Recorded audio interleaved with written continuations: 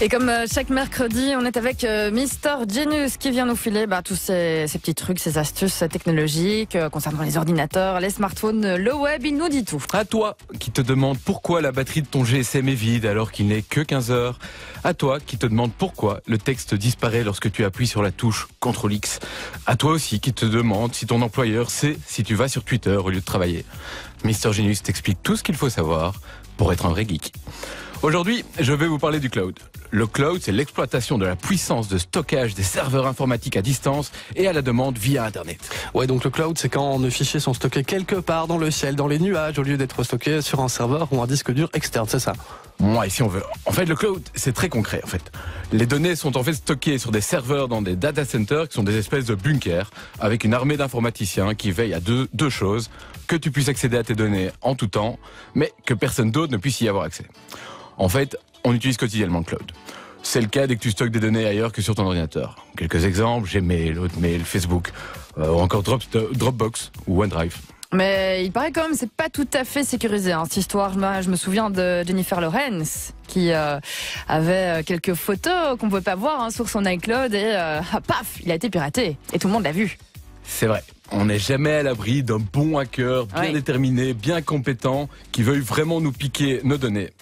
Mais en fait, la vraie question, c'est est-ce que mes données sont plus sécurisées sur mon PC que dans un data center, à savoir sur le cloud. En fait, ça revient à se demander si tu as 10 000 euros, s'ils sont plus en sécurité sous ton matelas ou à la banque. Alors évidemment, la banque, elle peut se faire dévaliser, elle peut même faire faillite.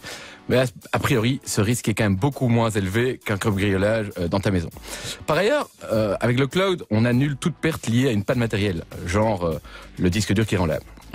Par rapport au piratage, il vise des cibles très spécifiques, bien plus juteuses que toi et moi. Donc c'est le cas effectivement de Jennifer Lawrence qui a un vrai intérêt. Non, moi je n'ai pas d'intérêt, c'est vrai, tu as raison. Tu ne sais pas ce qu'il y a dans mon cloud, tu sais. Bon, et enfin, il est beaucoup plus simple de pirater ton PC que d'aller pirater un data center. Ouais. Donc il n'est pas du tout dit que même si tu étais la cible d'un pirate, il pourrait pas rentrer sur ton ordi. Ok. Bon, si j'ai bien compris, moi, nos données sont bien plus en sécurité sur le cloud que uniquement sur notre ordinateur. C'est pas mal en fait finalement le cloud quand on y pense. Oui, en effet, mais ça permet encore plein d'autres choses, comme sauvegarder les photos de ton smartphone sur ton ordi, synchroniser tes emails et tes agendas avec ta tablette, ton smartphone, ou encore de partager des fichiers avec des amis ou avec des collègues. D'ailleurs, la plupart des PME aujourd'hui font appel au cloud plutôt qu'à des serveurs locaux. Ah oui, quand même, c'est pour des grosses équipes alors. Oui, en fait, c'est la réalité du travail d'aujourd'hui qui veut ça. D'une part, d'un point de vue mobilité, il y a de plus en plus de home working, les gens veulent pouvoir accéder à leur outil de travail depuis n'importe où, que ce soit le train ou depuis chez le client. Et puis d'autre part, les entreprises se rendent compte qu'avoir une grosse dépendance à leur serveur local, c'est un énorme risque. Tu mets tout sur ton serveur plante, t'as plus rien. Avec le cloud, effectivement, tu annules tout à fait la variable matérielle et donc, in fine, c'est beaucoup plus sécurisé. Donc du coup, au lieu d'investir dans du matériel très coûteux qui deviendra obsolète, ils préfèrent payer quelques licences mensuelles pour avoir des solutions cloud. Bon, tu t'appelles pas Mister Genius pour rien. Un petit conseil pratique pour nos auditeurs?